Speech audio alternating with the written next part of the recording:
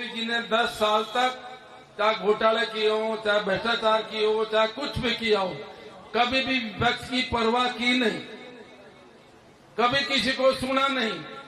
अब धीरे धीरे एक एक बात आकर के और सामने आ रही है और उसी को लेकर के जो अडानी घोटाला है। और मैं ये कहूंगा कि इस देश के जो 4-5 बड़े बड़े परिवार थे, हमारे नेता राहुल गांधी जी शुरू से ही बोलते आ रहे थे, और जो देश की सरकार है, मोदी जी की सरकार है, ये सरकार गिने चुने सेठों की है, गिने चुने लोगों की है। अब धीरे धीरे सारी वो बात सामने आती जा रही है और इसी को लेकर के अध्यक्ष जी के नेतृत्व में धरना है। साथियों, आपने देखा होगा इस बार जिस तरह से स्टेट की सरकार ने, चाहे केंद्र की सरकार ने अभी यहाँ 4-5-6 महीने जो काम किया है, समीक्षा के नाम पर हमारी योजना को खत्म किया था, समीक्षा के नाम पर हमारे विकास के कार्य को रोका था, और यही कारण रहा कि लोक स्वामिन की हालत क्या हुई।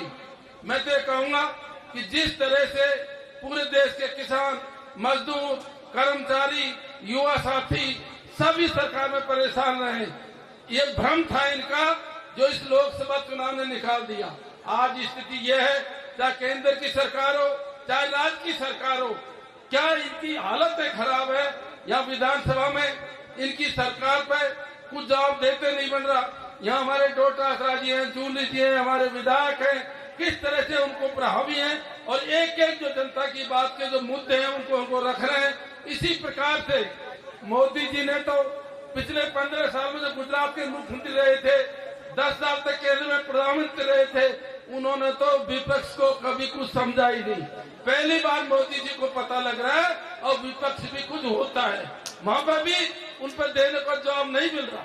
जब राहुल जी बोलते हैं, हमारे नेता बोलते हैं, तो मोदी जी जगह छोड़ देते हैं उनका।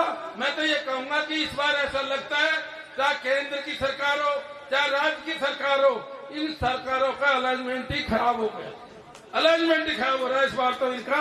और ऐसी हालत हो रही है इनकी, मुझे पूरा विश्वास है, चाहे संविधान संशोधन के मामले हो, चाहे और मामले हो, पहली बार इनको बैकफुट पाना पड़ रहा है।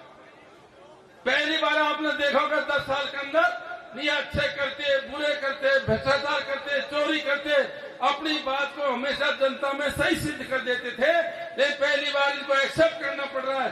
चाहे लेटर एंट्री का मामला हो, चाहे वक्फ बोर्ड का मामला हो, चाहे और मामले हो, पहली बार सरकार को उल्टे पैदल चलना पड़ रहा है। और मुझे ऐसा लग रहा है जिस तरह का, देखो जिस तरह का हमारे कार्यकर्ताओं में जोश है, जिस तरह का मनोबल हमारा ऊंचा है, मुझे पूरा विश्वास है यदि आप लगे रहे तो इनको जेपीसी गठन भी करनी पड़ेगी, इनको हमारी बातें माननी भी पड़ेंगी।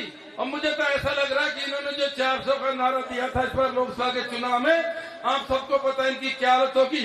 और आने वाला जो चुनाव आएगा, राज्य में तो हमारी सरकार बनेगी, लेकिन गारंटी के साथ मैं कह सकता हूँ आने वाले टाइम पर 400 जो सीट है वो हमारी आएगी, हमारी 400 सीट आएंगी।